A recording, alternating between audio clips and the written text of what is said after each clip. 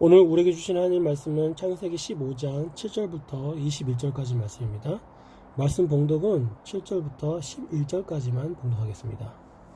하나님이 아브라함에게 말씀하셨다. 나는 주다. 너에게 이 땅을 주어서 너의 소유가 되게 하려고 너를 바빌로니아의 우르에서 이끌어내었다. 아브라함이 여쭈었다. 주 나의 하나님, 우리가 그 땅을 차지하게 될 것을 제가 어떻게 할 수 있습니까? 주님께서 말씀하셨다. 나에게 3년 된 암송아지 한 마리와 3년 된 암염소 한 마리와 3년 된 순양 한 마리와 산비둘기 한 마리와 집비둘기 한 마리씩을 가지고 오너라. 아브라함이 이 모든 희생 제물을 주님께 가지고 가서 몸통 가운데를 쪼개어 서로 마주보게 차려놓았다. 그러나 비둘기는 반으로 쪼개지 않았다. 솔개들이 희생 제물의 위에 내려왔으나 아브라함이 쫓아버렸다. 아멘. 사랑하는 여러분, 우리들은 삶이 굉장히 불확실한 그런 상태이지요. 내년, 다음 달, 내일, 아니면 당장 1시간 후 어떤 일이 생길지 아무도 알 수 없습니다. 이것이 바로 우리의 인생 그 자체입니다. 늘 불안정하고 불안하며 여러 위험에 시달린 것이 바로 우리의 삶인 것이죠. 이렇처럼 불확실하고 불안정한 삶을 어느 누구도 원치 않죠. 그래서 사람들은 본능적으로 어떤 분명한 것을 원합니다. 어떤 안정된 것을 원합니다. 그럼 무엇으로 그 안정됨, 그 확실한 것, 분명한 것을 이룰 수 있을까요? 채울 수 있을까요? 돈, 재능, 노력, 건강, 인간관계, 여러 가지 것들을 통해서 그런 불확실함, 어떤 불안정함, 그런 것을 이제 채우려고 합니다. 우리 믿는 자들, 그리스도인들에게는 그런 미래의 불확실함, 어떤 삶의 불확실함을 무엇으로 채워야 할까요? 그것은 바로 주님이지요. 네. 그런데 하나님을 믿고 의지하는데 그 불확실함을 없애고 하나님을 정말 신실하게 믿는데 그것이 온전치 못할 때가 있습니다.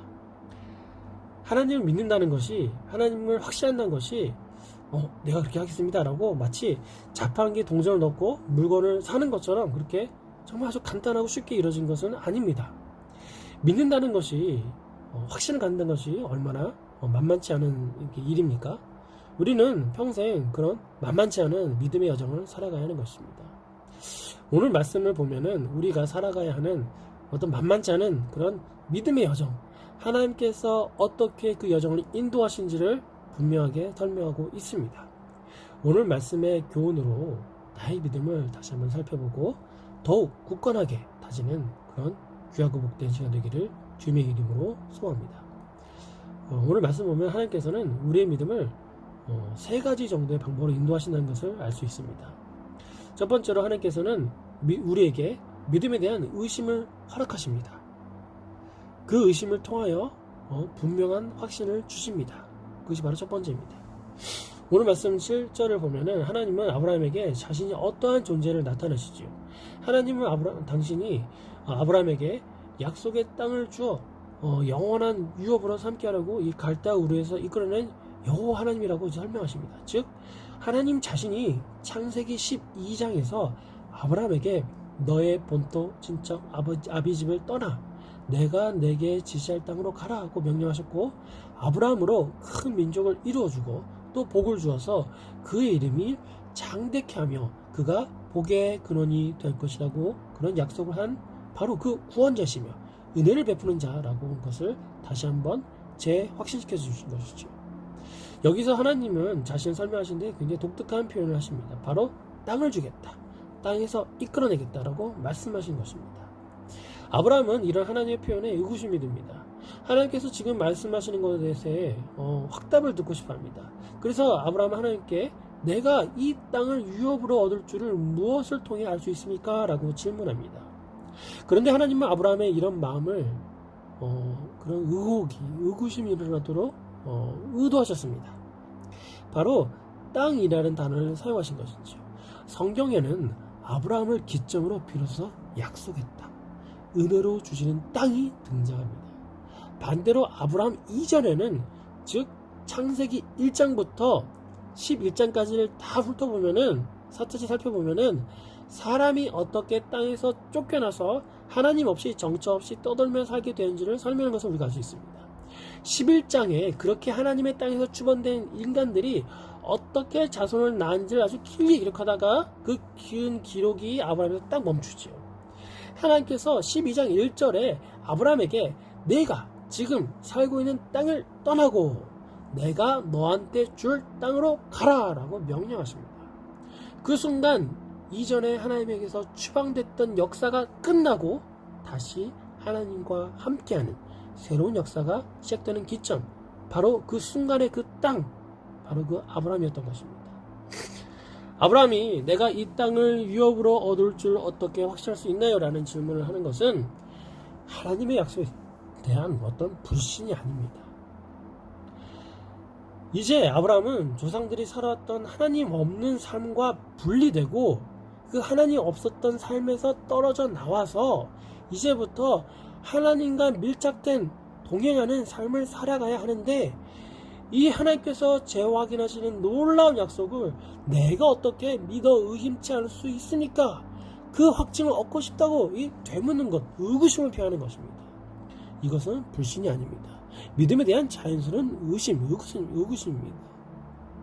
왜냐하면 이전에는 이렇게 믿어야 할 상황을 겪어보지 못했거든요. 앞으로 믿음을 갖고 살아가야 하는 것에 어떤 불안과 막연함 이런 것은 당연하기 때문인 것입니다. 하나님은 이러한 의구심을 사용하셔서 더욱 확고한 믿음, 분명한 믿음을 갖게 하십니다. 9절에 하나님이 아브라함의 분명한 확신을 위한 재물을 준비하라고 구체적으로 명령하시죠. 하나님은 아브라함의 의심을 떨칠 수 있도록 더 확실한 약속, 더 확고한 맹세를 하십니다. 하나님은 우리가 하나님을 믿는 것에 의심이 들고 불안할 것을 허락하십니다. 불신이 아니라 의구심을 허락하십니다. 그러면서 그런 불안과 의심을 떨칠 수 있고 더 확실한 약속을 확연시켜 주신데, 그것이 바로 우리에게는 예수 그리스도인 것입니다. 우리가 믿음이 흔들릴 때 그 흔들림을 통해 오히려 더 확고한 믿음, 확고한 약속인 예수 그리스도, 그 최후 승리를 바라볼 때 그 흔들림과 고민이 더 큰 믿음으로, 굳건한 믿음으로 나아가는 진일보의 시간이 될 것을 믿습니다. 두 번째로 하나님은 우리의 믿음에 합당한 훈련을 허락하시는 것을 우리가 알 수 있습니다. 하나님이 아브라함에게 하신 약속이 성취되는 것은 확실한 것이지만 먼저 오랜 기간 동안 종살이와 압제를 겪어야만 했었지요. 아브라함의 자손이 4대가 지난 후에야 약속의 땅으로 돌아옵니다. 이것은 12절에 아브라함에게 임한 어둠에 대한 두려움이라는 상징으로 표현되는 것이기도 하지요. 하나님이 아브라함의 자손을 400년이나 이런 어두운 가운데 두신 것은 그들을 괴롭히기 위해서가 아닙니다. 아브라함의 자손이 400년 종살이 하면서 하나님은 이 민족이 약속에 합당하게 되도록 훈련시켰습니다. 그러면서 동시에 이 애국과 가나안 땅의 거주민들에 대해서도 그들의 악이 차오를 때까지 그 심판의 때를 기다리신 것입니다. 모든 것이 하나님의 계획에 따라 때가 이르러야 이루어진 것이지요. 하나님의 약속이 이루어지고 그것을 믿는 것, 믿음의 인내의 과정이 모두 하나님의 계획의 일부라는 것을 우리가 절대로 잊지 말아야 할 것입니다. 우리 각자는 지금 하나님께 믿음에 합당한 훈련의 시간을 겪고 있습니다. 이 과정이 끝이 보이지 않고 지지부진해 보인다 할지라도 하나님의 커다란 계획의 일부이고 내가 이르기를 기다려야 하는 것입니다. 14절에 하나님이 아브라함의 자손이 종살이했던 나라를 벌할 것이고 자손이 그 재물을 많이 갖고 나오게 할 것이라고 말씀하십니다. 훈련이 끝났을 때 믿음의 상급이 크다는 것을 잊지 않는 저와 우리 모두가 되기를 소망합니다. 마지막 셋째로 하나님은 우리의 믿음에 대한 확신을 하나님 스스로 맹세하시며 절대로 깨뜨리지 않는 것을 우리가 알 수 있습니다. 하나님은 아브라함에게 약속을 맺는 재물을 준비하라고 명령하셨습니다. 약속은 쌍방이 맺는 것으로 누군가 약속을 어길 경우에 이 반으로 가른 재물처럼 죽음의 그 벌을 받겠다는 다짐의 맹세를 하는 그 의식을 위한 재물이었습니다. 그런데 이 공식적인 약속을 맺기 위하여 하나님이 친히 이 땅으로 내려오셨습니다. 그리고 하나님은 자신보다 더 큰 것을 두고 맹세할 수 없기 때문에 스스로를 두고 맹세하십니다. 그 중요한 것은 하나님 한 분이 이 쪼개진 재물 사이를 지나가는데 오직 그분만이 약속의 의무를 떠맡을 수 있기 때문에 그렇게 하신 것입니다. 이 약속은 영원하고 불변하고 무한하신 하나님께서 떠맡으셨기 때문에 또한 이 약속은 영원하고 불변하고 무한한 약속이 된 것입니다. 약속이 이루어지는 것에 대한 아무런 증거가 없더라도 죽음과 고난이 예상된다 하더라도 아브라함의 후손들은 약속을 받을 것이라고 하나님께서 확증하신 것입니다. 이 엄청난 약속의 증거 때문에 아브라함의 후손은 출애굽 때뿐만 아니라 그 후에도 계속되는 그 고난과 포로 기간에도 이 보장으로 용기를 낼 수 있었습니다. 이것을 믿음으로 하나님의 백성이 되는 것입니다. 이것을 믿음으로써 하나님께서 우리더러 의롭다 부르시는 것입니다. 하나님의 약속이 분명히 이루어진다고 말씀하십니다. 스스로 맹세하셨고 그 약속은 절대로 깨뜨려지지 않는 것입니다. 우리는 그것을 절대로 믿어야 합니다. 그 약속이 고난과 죽음이라는 표면 안에서 오랫동안 지연된 것처럼 보일지라도 우리 주님께서는 자신의 피를 통하여 만든 이 약속으로 인하여 그분의 말씀이 확실하며 죽음이나 압제가 그분의 약속을 깨뜨리지 못할 것임을 보장하십니다. 사랑하는 여러분, 우리의 믿음을 인도하시는 하나님의 세 가지 방법에 대해서 잊지 않기를 바랍니다.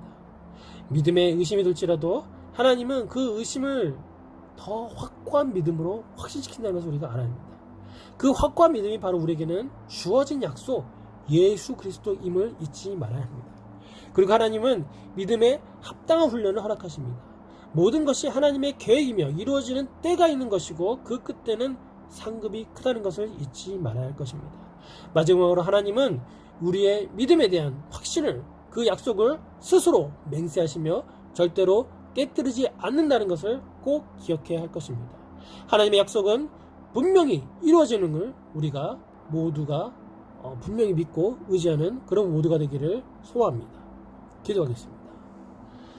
신실하고 거룩하신 주님, 오늘 우리의 믿음을 인도하시는 주님을 묵상합니다. 믿음의 시험 가운데서도 끝내 주어질 상급을 바라보며 담대히 믿음의 삶을 살아가는 우리 모두가 되길 원합니다. 백성과 맺은 언약을 절대로 깨뜨리지 아니하시는 그러한 주님만을 바라봅니다. 저희에게 더욱더 굳건한 믿음의 은사를 허락하여 주시옵소서. 함께 하실 주님께 감사드리며 이 모든 말씀을 살아계신 우리 주 예수 그리스도 이름으로 기도합니다. 아멘.